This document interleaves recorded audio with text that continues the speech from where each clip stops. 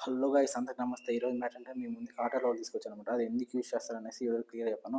అంతకంటే ముందుగా ఇక్కడ కిరణ్ గడ్ ఏదో ఫిక్స్ చేస్తున్నాడు చూసారా? అదొచ్చేసి ట్రైపాడ్ స్టాండ్ అనమాట.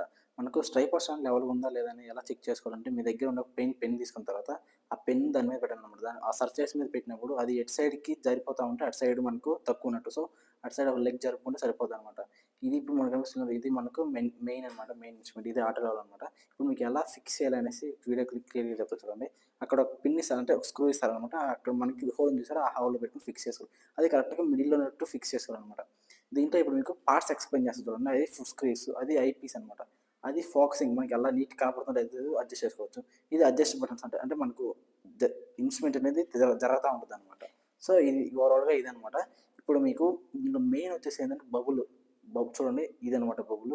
ఈ బబుల్ కరెక్ట్‌గా ఉంటేనే మనకు రీడింగ్స్ అనేది కరెక్ట్‌గా వస్తాయి. లేదంటే రాంగ్ వస్తాయనమాట.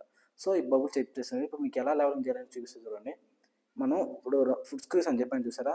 అవే 2 ఔటర్ కైనా తిప్పుకోవాలి, 2 ఇన్నర్ అయినా తిప్పాలనమాట. సో, అప్పుడు మనకి కరెక్ట్‌గా వస్తది. చూపిస్తా చూడండి లెవెల్ కరెక్ట్‌గా ఎలా బబుల్ కరెక్ట్‌గా ఉంటుందో లేదనేసి. చూస్తున్నారు కదా! బ్లాక్ సర్కిల్ ఒకటి ఉంది కనిపిస్తుంది చూసారా? ఆ బ్లాక్ సర్కిల్ కరెక్ట్‌గా మిడిల్‌లో ఉంటేనే మనకు లెవెలింగ్ అయినట్టు. లేదంటే రీడింగ్స్ రాంగ్ వస్తాయనమాట.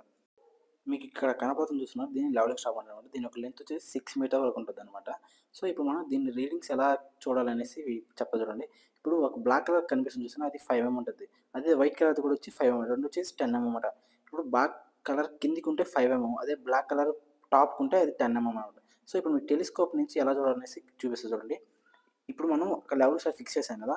మనం టెలిస్కోప్ చూడడానికి కొంచెం టైం పడుతుంది. సో, అదే మనం పైన ఒక సర్కిల్ మధ్యలో ట్రయాంగిల్ కనపడుతుందనమాట.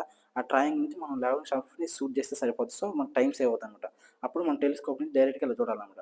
ఇప్పుడు దేని ద్వారా మనకు రీడింగ్స్ ఎలా కలెక్ట్ చేయాలంటే మీకు పెద్ద గేజ్ కనిపిస్తుంది చూస్తున్నారా? హారిజాంటల్‌గా ఉంది చూసారా? సో, దాని ద్వారానే మనము రీడింగ్స్ అనేది కలెక్ట్ చేయడం జరుగుతుంది. చూస్తున్నారు కదా! ఇది గాని మీకు ముందే తెలుసుంటే రీడింగ్ కింద కామెంట్ చేయండి. కామెంట్ చేసిన వాళ్ళకి గిఫ్ట్ ఉంటదనమాట.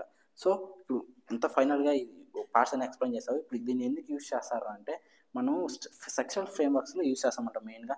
స్ట్రక్చరల్ ఫ్రేమ్‌వర్క్స్ అంటే correct elevation of floors, doors and Windows అంట.